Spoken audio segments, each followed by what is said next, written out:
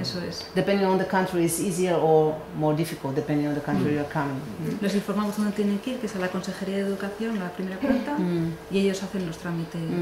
They inform about everything and how to do it and where to go and what are the documents that they have to take. And it's for adults, yeah? For adults, like this is a program for adults that the families of the kids can take part. At the school or here? I mean, It's all these workshops. Okay, ese programa de adultos, ¿dónde se hace? ¿Aquí o en las escuelas? En las escuelas de adultos. Tienes ahí las direcciones. Sí. There are some specific schools for... Eso también hubiera sido interesante que lo visitaran, ¿eh? Pues también hubiera sido interesante que lo visitaran. Eso nos ha ocurrido sugerírtelo.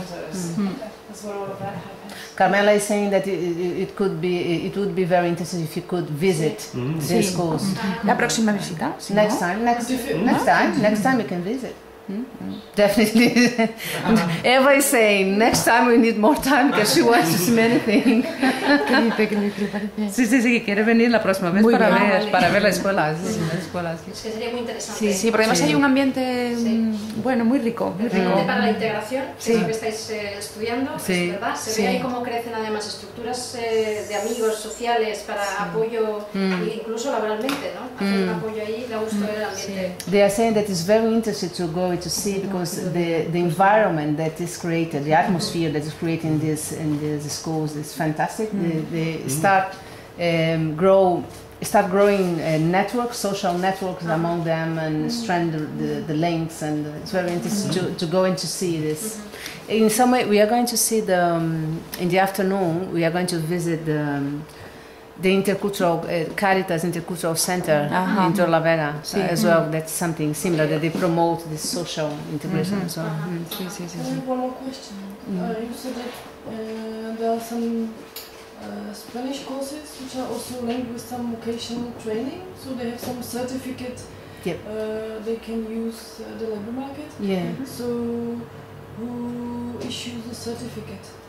Is it somehow recognized? For example, by the local government? Yes, definitely. Los certificados son reconocidos, son de educación, ¿no? Son de educación y son reconocidos por el Ayuntamiento, por ejemplo, que, o sea, ¿verdad? Para contratarles, luego valen oficialmente, ¿no? Es un título. The certificates are official ones issued by the Council of Education, and it's recognized in the entire territory. So does it mean that the course should be somehow also certified or follow some rules which fit into the wider system? I don't understand your question. Sometimes when they want to apply to a job to help older people, for example, when they ask you for certificates because there is like a grade. You can understand that. But my question was like, how do you build up a program of vocational training if you have at the end some official certificate? So do you have some guidelines by the local government which you have to fulfill when you build up the course? In fact, it's like I don't know how many hours. ¿Cuántas horas? Los cursos. Los de cocina y todos esos de 50, 70 horas. 50, 50, 70 80, hours. depende, claro. So there are, it's not like there is a program, official program they have to follow. Un poco lo que querías pasar también. No, maybe some official guidelines or some frame which you have to Tenemos que ¿Hay algún marco en el que tiene que entrar ese curso? ¿Se refiere que si hay alguna programación, algún marco legal, si el gobierno pone algunas exigencias para esos cursos, ¿no? de temas que tienen que tratar? No, del currículo. Es parecido a los que hacen en el INEM también. Yes. So there is the curricula of these courses are based in the National Qualification Catalog of Spain. Okay. That's it. So all vocational educational training in Spain right now is based in the National Qualification Catalog. Okay. So it's modular. You can give just part of it or the entire. It depends on the course, but that's why it's official. Because we have this backbone there. Any questions? No? Okay. This is about Spanish classes, and the next one it's about Spanish American students. Because as we said before, sometimes you may be surprised, Spanish American, they speak Spanish, what's the problem?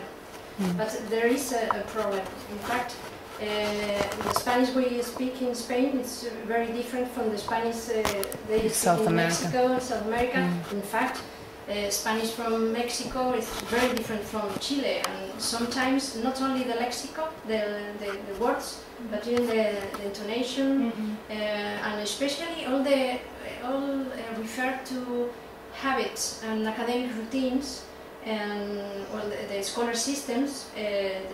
The scholar systems are very different, and sometimes when they get here, the teachers don't pay attention to them because they suppose they understand and they can follow the class. But we know sometimes that's too much to assume, and they need help too.